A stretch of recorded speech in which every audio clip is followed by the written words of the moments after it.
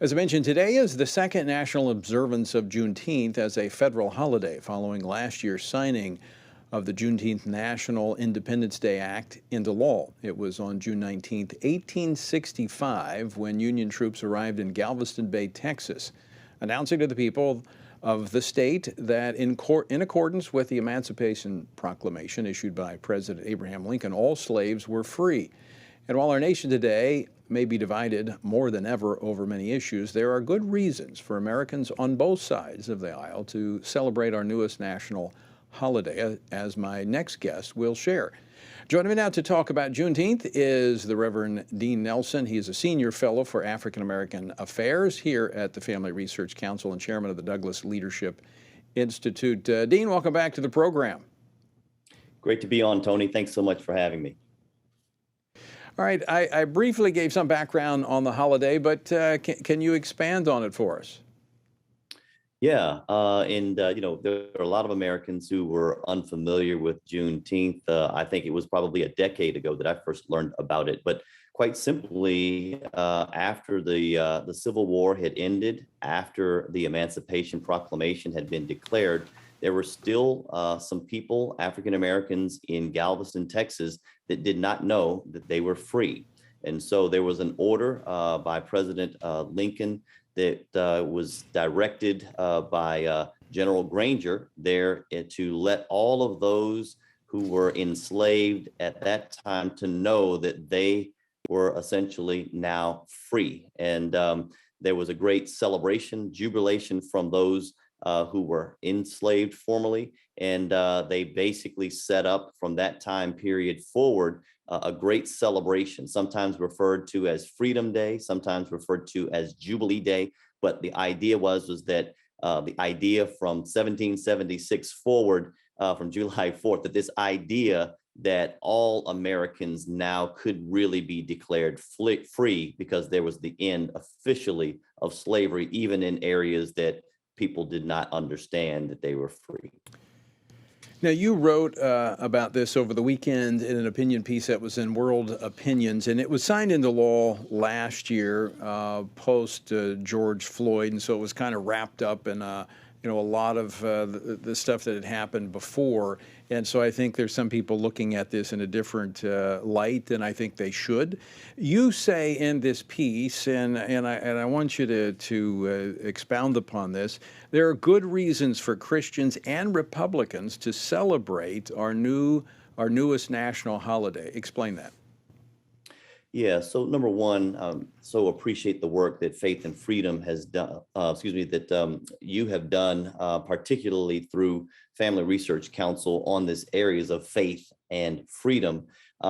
Christians should understand fundamentally that the Civil War and the end of slavery would not have occurred if there were not people of faith, particularly Christian abolitionists, who were involved. And as a result, the Republican Party was founded in the state of Texas by Black and white Christians. And this idea of Jubilee and freedom was celebrated. It was a uniquely Christian idea, the idea that Jubilee, the end of 50 years of debts being paid off, the idea that people who were indentured servants were now free. So I think that it is uniquely a Christian ideal. And from that point forward, it was Abraham Lincoln who signed, the Emancipation Proclamation and made this possible. So I think that sometimes we need, as Christians and as conservatives, in this case, Republicans, to be reminded of our own history. For too often, we have had the left, progressives, and even Democrats that have kind of taken credit for the things that conservatives and Christians and Republicans have done in years gone by. Yeah, that's good. Let me jump ahead here, because is there I'm going to ask you this because I know, I've known you for a long time, and I know you're involved in a lot of issues. Another issue that is very near and dear to you is the issue of sanctity of human life. And here we're approaching the 50th anniversary of Roe v. Wade, and could be tomorrow. We're waiting for a court decision that could actually overturn Roe and Casey. I mean, significance here that we're finally, as a nation, celebrating Jubilee Day, Freedom Day for the slaves, and we could very well be seeing a jubilee for the unborn?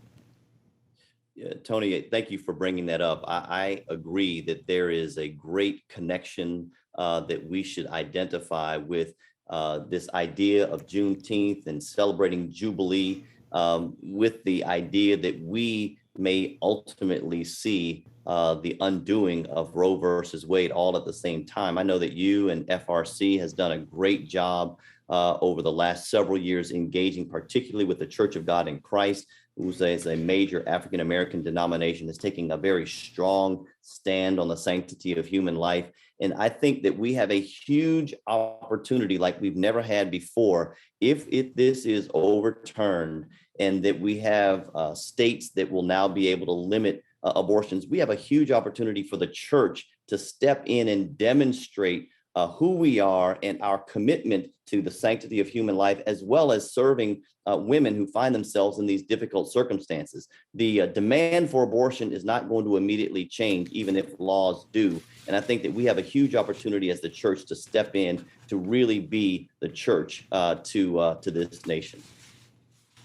Yeah, I think the work just begins. It's not time to raise our hands and celebrate. It's time to roll up our sleeves and go to work serving even more. Dean Nelson, always great to see you. Thanks so much for writing this piece and coming on today to talk about this important holiday and why we should all be celebrating it. Tony, thank you so much for your strong voice on these moral issues and trying to be a bridge within our community. God bless you.